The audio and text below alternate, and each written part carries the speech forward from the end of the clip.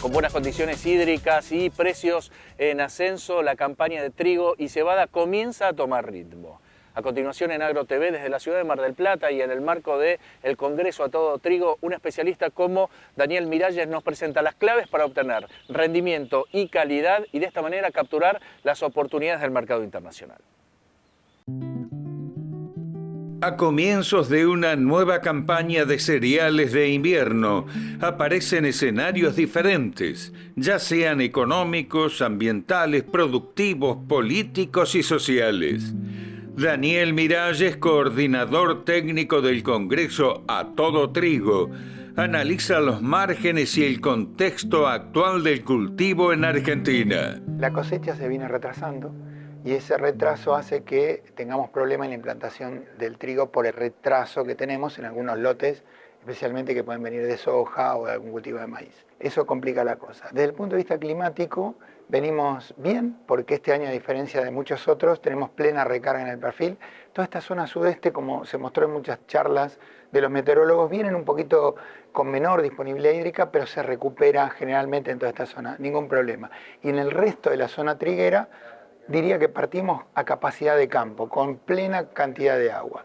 En el oeste, donde yo mostré un gráfico donde el rendimiento es función del agua a la siembra, eso explica entre el 50 y el 80% del rinde que tengamos en el cultivo.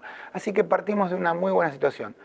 El Niño va a ir cayendo, vamos a ir a un periodo neutro y ya al final del ciclo de trigo estamos con un pronóstico Niña, no sabemos la intensidad, lo cual vamos a tener año neutro a Niña y se supone que desde el punto de vista de temperatura, un año fresco.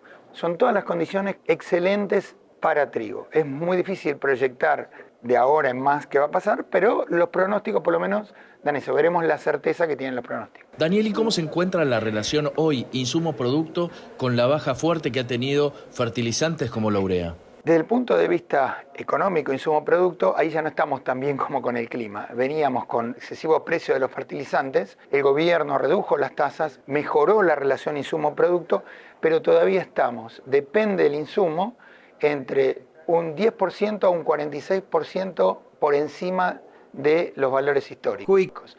Por ejemplo, para urea estamos más o menos entre el 10 y el 15% por encima del histórico. Pero para el monoamónico, por ejemplo, estamos como en el 46% arriba.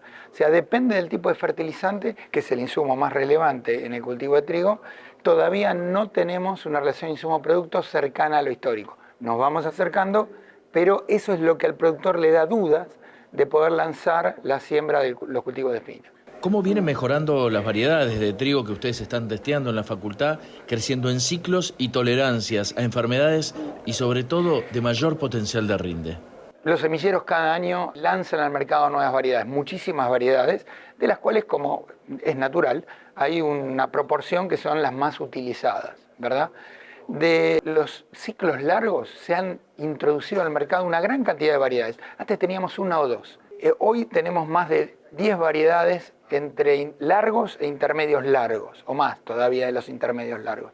O sea que tenemos una oferta para poder comenzar a hacer la siembra temprana, con todos estos problemas que venimos comentando, con una paleta de nuevos materiales muy interesante de diferentes empresas que lo han liberado. Y luego tenemos los intermedios largos, que sí tenemos una paleta mayor, y hacia siembras más tardías los cortos. Una precaución, pensemos que los que se siembra como grupo largo con requerimiento de frío, esa es una deuda que todavía los semilleros tienen que solucionar, que es cuantificar esos requerimientos de frío. No podemos extender esa fecha de siembra. Tenemos una ventana muy acotada donde van esos grupos largos con requerimiento de frío. Si me atraso por estas razones, que no tenemos piso, estamos teniendo la cola del niño, no podemos hacer las siembras muy tempranas, mucho cuidado porque ahí es donde perdemos más rendimiento por cada día de atraso. Podemos llegar a perder alrededor de 80 kilos por día de rendimiento, por día de atraso respecto al óptimo o un poco más en esos cultivares. A Todo Trigo es mucho más que cereales de invierno. También hay lugar para los cultivos de invierno alternativos como colza, camelina y carinata, oleaginosas que han demostrado mucho potencial. Ahí hay una variedad muy importante de cultivos. Tenemos las alternativas, que son las oleaginosas de invierno, como la carinata, la colza, la camelina, son cultivos que normalmente la mayoría están certificados, por lo cual no puedo poner en esos cultivos una cantidad excesiva de nitrógeno, porque eso lleva a penalizaciones, además de otras características que tiene que tener esos cultivos para biocombustibles, como cantidad de años que no se han desmontado. Tenemos certificados internacionales para determinar que no hubo desmonte en esos lotes y demás. Todo eso lleva a penalizaciones o a rechazo de esa mercadería. Esos cultivos son una alternativa por diferentes motivos. Primero, porque la fábrica o los procesadores, el crushing de todos esos granos en este momento invernal, es decir, cuando se cosechan hacia el verano, están ociosas. Entonces es una oportunidad para esas industrias de tener materia prima, por un lado. Por otro lado, de mejorar la rotación con cultivos alternativos. ¿Qué necesitamos? Conocimientos. Entonces, de camelina sabemos muy poco. No sabemos curvas de absorción de nitrógeno, de partición, de captura de nutrientes, no sabemos nada. Tenemos que entender eso. Es un cultivo que, a diferencia de las brásicas como colza o como carinata, tiene una tasa de crecimiento inicial muy lenta, muy complejo el control de malezas. Entonces tenemos que saber cómo captura esa radiación, la distancia entre hileras, densidades, etc. Tenemos mucho que aprender. Sabemos algo más de carinata y algo más de colza todavía, en esa secuencia. Entonces creo que esos cultivos también hay que probarlos como alternativa de los esquemas de rotación. Pero hace falta conocimiento, y ese conocimiento se tiene que traducir en el manejo. Y cómo esta intensificación del sistema permite descarbonizar la agricultura a lo largo de todo el proceso. El tema de la descarbonización tiene...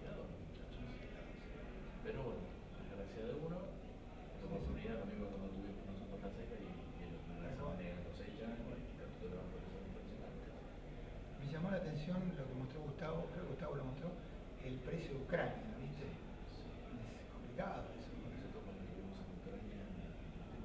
rendimiento. Entonces es una alternativa. Hay calculadoras de carbono, son muy variables, todavía no ajustamos correctamente los parámetros, y es una alternativa para tener una mejora en la huella de carbono. La raíz pivotante podría ser una mejor alternativa a veces que la raíz de cabellera. No lo sabemos, es una pregunta y estamos explorando esas cuestiones. ¿Y cómo está complicando a los cereales de invierno la proliferación de malezas de difícil control como raigras y nabolsa? Bueno, ese es el problema de las malezas resistentes. Hay malezas que hacen mímica con el cultivo. La venafato es un problema muy grave, especialmente en la zona sudoeste, y a medida que nos vamos al oeste todavía es peor. Entonces allí tenemos alternativas de herbicidas, pero la resistencia, ustedes pueden ver en la REM cuáles son las malezas que tienen resistencia a distintos tipos de herbicidas.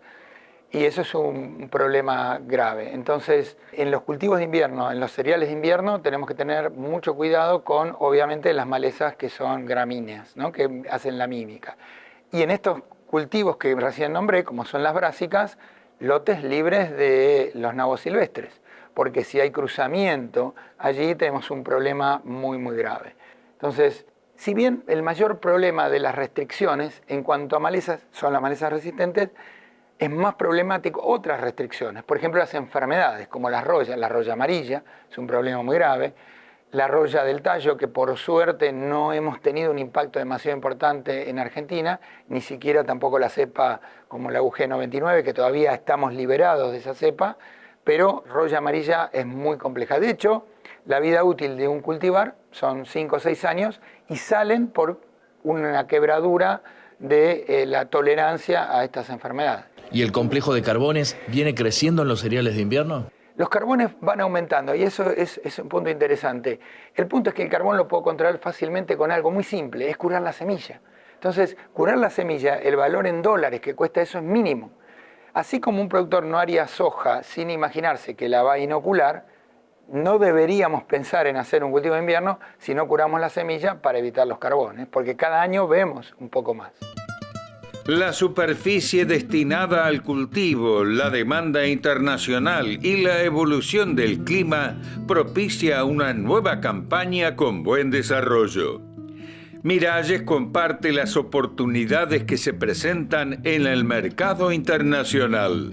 Sin duda que veo una oportunidad. De hecho, el productor estaba muy reticente hace 2 meses a sembrar trigo, principalmente por el agua que no venía y por una relación insumo-producto que era muy alta. No podemos tener una urea casi a $1000, es un disparate y la tenemos a $500. Entonces, climáticamente es una oportunidad. Veremos cómo viene la campaña. Yo creo que sin duda es una oportunidad y nosotros necesitamos 6 millones de toneladas en el mercado interno y para semilla. El resto es exportación. Si producimos 22 millones de toneladas, todas se van a colocar, especialmente con, lamentablemente, el problema que tiene el sur de Brasil, Río Grande do Sul, con un retraso en la fecha de siembra de trigo, porque tiene toda esa área inundada, una de las áreas que aporta el 50% de todo el trigo brasileño.